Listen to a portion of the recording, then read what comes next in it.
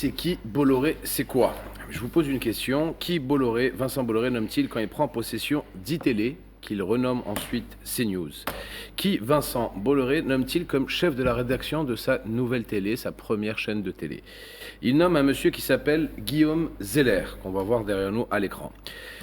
Guillaume Zeller, donc là c'est Vincent Bolloré, il nomme Guillaume Zeller qui est le petit-fils d'André Zeller. Pour beaucoup de monde, pour beaucoup de nos téléspectateurs et téléspectatrices, ce nom-là est inconnu. Et pourtant, André Zeller est le général putschiste de la guerre de libération nationale.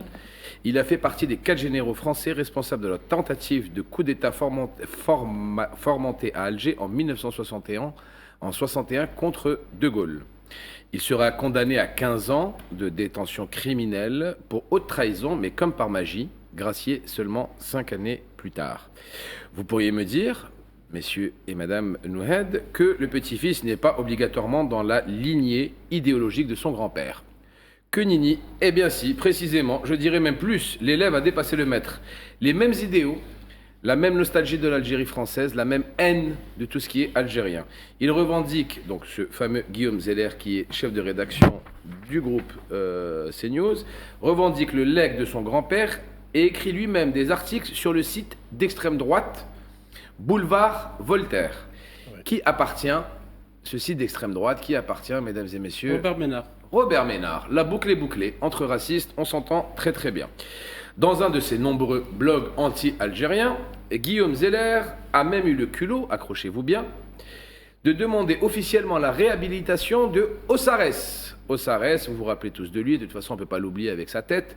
C'est le gros, moche et éborgné qui s'est pris pour un général alors ce n'était qu'un tortionnaire sanguinaire. Vous comprenez le cheminement.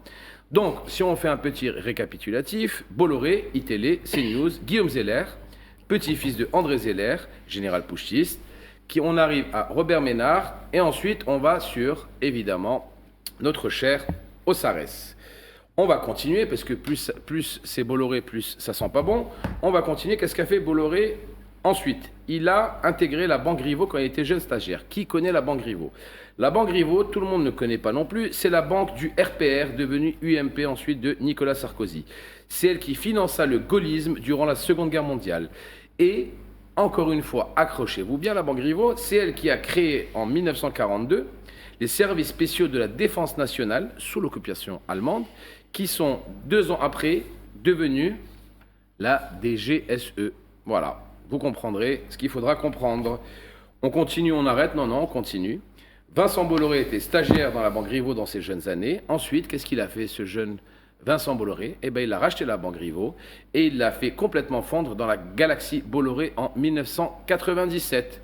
Donc, si je comprends bien, ce mania de la presse et de l'audiovisuel français a racheté la banque qui a créé la DGSE. Comprendra qui pourra. La Banque Rivaux, il faut savoir aussi que la Banque Rivaux a fait 80% de son chiffre d'affaires avec la France-Afrique, le franc CFA, avec les ports de l'Afrique de l'Ouest, en pillant toutes les richesses du continent africain et des peuples, justement, pour leur prendre leurs ports et leur donner en contrepartie des miettes par rapport à tout l'argent qu'ils amassaient.